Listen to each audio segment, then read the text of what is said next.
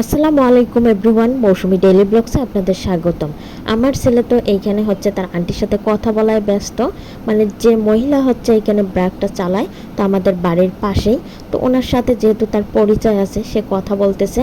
তারপর হচ্ছে ভেতরে ঢুকে গেল। বাড়িতে গেলে সে একদম এই তো সকালেই যখন ব্র্যাক শুরু হয়, এখন দেখা যায় 9টার মধ্যেই মনে হয় ব্র্যাক হচ্ছে খুলে দেয়। তো সে সকাল সকালেই চলে গেছে, আমাকে টেনে নিয়ে গেল। কারণ প্রথম দিন তার হচ্ছে নানু নিয়ে গিয়েছে, তো জানেই সেই টাইমে খোলে, পরে বলতেছে আমাকে নিয়ে যাও। আর স্কুলে তো অনেক স্মৃতি, ছোটোবেলায় তো অনেক, এই স্কুলেই হচ্ছে আমি ক্লাস 4 পর্যন্ত পড়েছি, কিন্তু ক্লাস 5 আর পড়া হয়নি ভাগ্যক্রমে। এইখান থেকে হচ্ছে আমাকে ট্রান্সফার করা হয়েছে, আমার বাবা অন্য স্কুলে দিয়েছিল। এই স্কুলের হচ্ছে আরেক কাহিনী, তো এই কাহিনী আরেকদিন বলবো। আর এইখানে হচ্ছে আমার ছেলেকে নিয়ে এসে তারপর দেখি ভাবি এই তো কচু পাতা হচ্ছে বাঁচতেছে। এই কচু পাতাগুলো ভর্তা খাইতে অনেক ভালো লাগে, আর আমার মা জানে যে আমি এটা পছন্দ করি। আর একদিকে হচ্ছে গরুর ঘিলু, যেটা মগজ বলে অনেকেই, তো এখানে আবার মগজ রান্না করা হচ্ছে।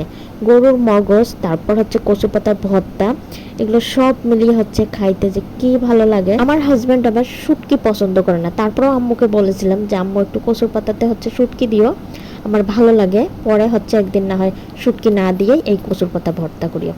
তারপর হচ্ছে সে বেছে বেছে খাইছে। তারপর কুমড়ো শাক হচ্ছে ভাজি, আর একদিকে হচ্ছে এই তো গরুর মগজ ভুড়ি ভাজি, অনেক কিছুই ছিল। গরম গরম ভাত সকালের খাবারে, ভুড়ি ভাজি, গরুর মগজ, কচু পাতা ভর্তা, তারপর হচ্ছে গরুর মাংস, আর হচ্ছে কুমড়ো শাক ভাজি।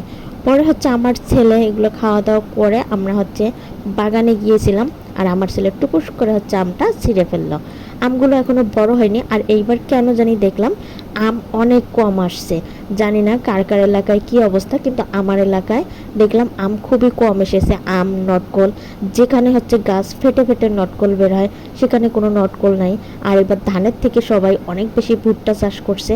আমাদের বাড়ির একদম পাশেই যে জমিগুলো, মানে আমার দাদার জমি বা হচ্ছে আশেপাশের যত জমি আছে সবগুলোতেই দেখলাম হচ্ছে ভুট্টা চাষ করছে। আমার চাচারা, পুকুরা সবাই হচ্ছে ভুট্টা চাষ করছে।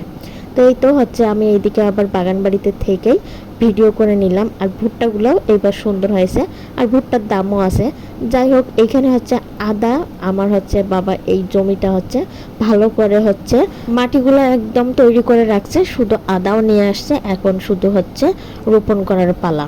তো আমার বাবা হচ্ছে হয়তো বা কামলা নেবেন, নিয়ে তারপরে এই আদাগুলো রোপণ করবে।